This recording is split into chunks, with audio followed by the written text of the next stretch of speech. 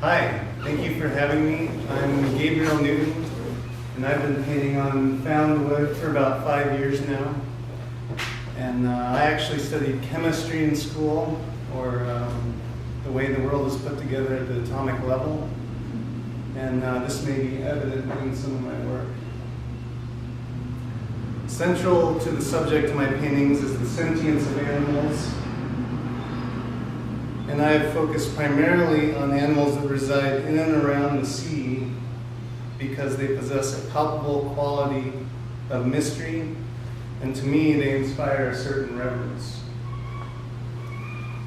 They inhabit a world that is alien to us, and they are surrounded by an element more dense and at the same time more supportive than the element that we find ourselves surrounded by. I'm very particular about the wood I use for my canvas. It is wood I find mostly on the shores of the Puget Sound or on the banks of rivers in the Columbia watershed. I look for pieces that have already passed through human hands and spent time as a part of a dock, boat, shed, or some other structure.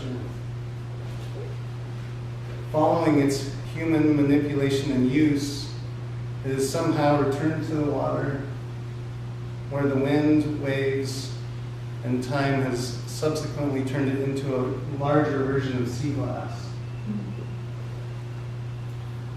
I employ a dichromatic palette to suggest the essence or spirit of the animal, and to highlight the texture and subtle color variations in the wood or existing paint. I also enjoy depicting animals whose natural patterning mirrors the cosmos, and I'll often paint them in a way that encourages this association. In certain paintings like this one, I add windows or portals that represent the alternate dimensions of consciousness that these animals inhabit. They are translucent, so as to suggest ethereal quality. In others, I borrow motifs from other cultures, such as arabesque patterning, which in Islam represents the grand order of the universe, the Aboriginal dot technique, which alludes to different layers of consciousness, or a Polynesian shark tooth motif like this one that represents the guidance from other realms and the power of the infinite. On one hand, these motifs point to the mystical and infinite nature of the universe, and on the other hand, my employment of them raises questions about colonialism, exploitation, and artistic appropriation. This dichotomy is interesting to me because it exposes the tension between catastrophic human failing and the omnipresent grace of the cosmos in all its material manifestations. And in this one, I wanted to portray the sturgeon because it's a very ancient animal. It's about 150 million years old and hasn't changed much in that time. And then you have the individual animal that's very ephemeral and only here for a short time. Through my efforts, I hope to inspire awe and reverence for all living things, and to draw a palpable connection between the microcosm and the macrocosm. And here, the patterning of the squid is meant to represent the constellations overhead. And I used a close-in view to give a better sense of the sentience of the squid, which is a really intelligent animal.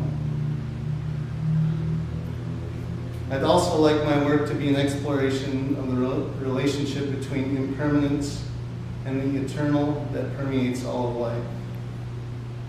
And here is an eagle ray on which I use the dot technique, and from far away it looks like the dots are solid, but if you're up close, then you see that the dots are made up of smaller dots. So wish me luck.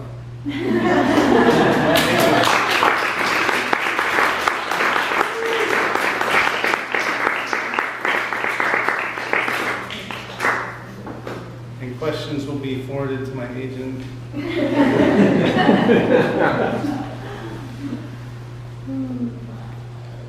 Can you tell us some of the sizes? What are we looking Yeah, at? this one's like 3 by 4 feet. Piece of plywood. How big is the one with the close-up of the squid? The squid's like 3 feet by 4 or 6 inches. Yes, sir. I'm going to ask, but some potential purchasers of these wood. Once you pull this wood and you take it inside, doesn't it dry out more? And is there potential for cracking? And does that appeal to you, or do you do something to stop that process? Most of it's been dried and gotten wet so many times through the tide cycle that it's done cracking.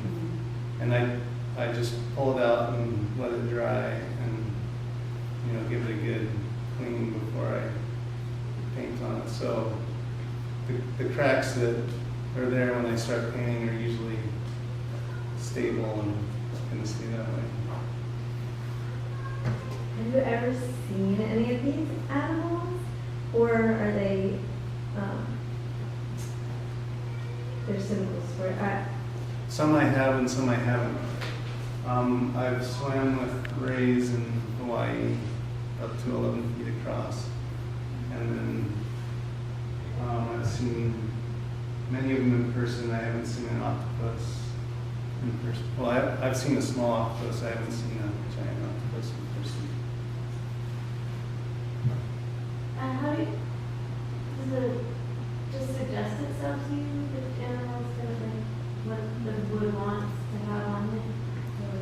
Sometimes I'll like have an animal in mind that I feel like portraying, and then I'll like search through my pile of driftwood for the right piece. Or sometimes it'll be the other way around. I'll have a piece that is drawing me in, and I'll think about what kind of animal would go well on there. Do you paint directly on the surface? I do, yeah. Now, do you do anything after you're done to protect it? No, it's just, No, and is it, what kind of, are you using just like regular acrylic. acrylic? Yeah. Thank you.